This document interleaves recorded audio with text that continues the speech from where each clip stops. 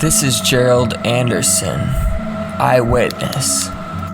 Anderson was 5 years old when the UFO crash at Roswell, New Mexico occurred. Although most people are aware of Roswell, another even more interesting crash also happened in 1947.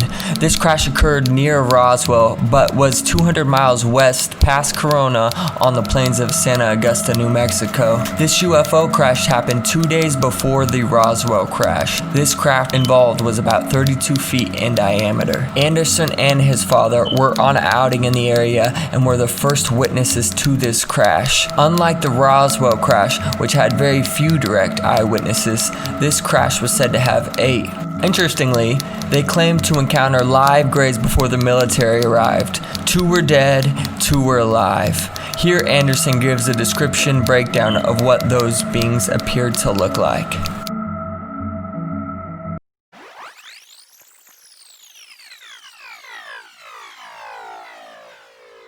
These creatures, all of them were about 4 foot tall, 4.5 feet tall.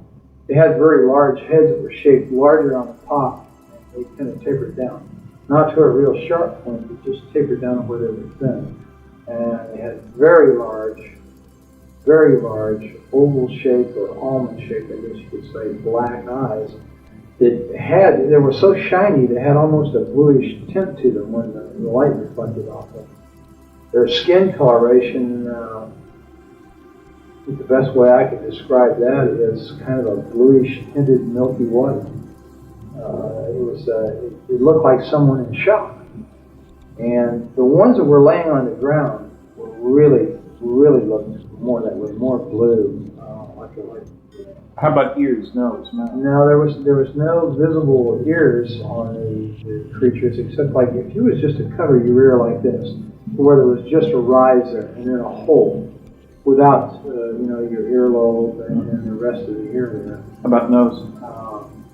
The nose was very, very small, almost imperceptible, and just like 2 holes straight in. And the lips were just a straight line. It was like a cut, and you couldn't see any visible lips like we had. It was just a slit, and What it never color? made a sound. Pardon? What hair color? There was no hair. They were completely bald. And no sounds? I never heard a sound from one, not out of any of the creatures, including one that was. Did you see fingers? Yeah, they had fingers like this. They didn't have a little finger. They just had the thumb and 3 extra digits, except the center digit was longer, and the other 2 were about the same size. They were very long and slender. They looked very delicate, and I've made the statement before, and I'll make it again. I think they would have been excellent violinists because of the structure of their hands. They were wearing one-piece suits. All of them were dressed exactly the same, and it was sort of a real shiny, silverish gray color. No zippers, buttons? No, I saw no zippers, no buttons. Insignia? No insignias. The only thing that was different, they all had this, but the only thing that was different from the silvery gray suit was that down the seam there was a seam on the shoulder, and around the collar it was trimmed in what appeared to be maroon, like cording. Then the suits were continuous with their footgear. You could see right about this area down, it seemed to be less pliable than it was up here, like this was a stiffer area, like they were boots or shoes or something. The illustration was awesome, but I wanted to take it one step farther, so I hired a 3D graphic designer to make this image come to life. So, on closer examination, you can see a couple of things. You can see all different angles of it here, and it's got a pretty thin frame, as you can see. Kind of looks otherworldly, obviously. So he comes in around 4'6", and you can see really how thin his frame is here. It's quite amazing compared to what a human frame would look like. So some of the movements here you can see, I got him pointing, and I'm gonna have him raise his hand here, and you can kind of see how long his digits really are and how fragile his body really looks compared to a human. And also don't forget to like and subscribe to Elite One. Join the Elite Force, and we'd love to have you here as a small growing YouTube channel. It takes a lot of time and effort on these videos, and I appreciate your support. So then I put them side by side here with the human. The human's around 6 foot, as the gray would be around 4 foot to 4.5 foot.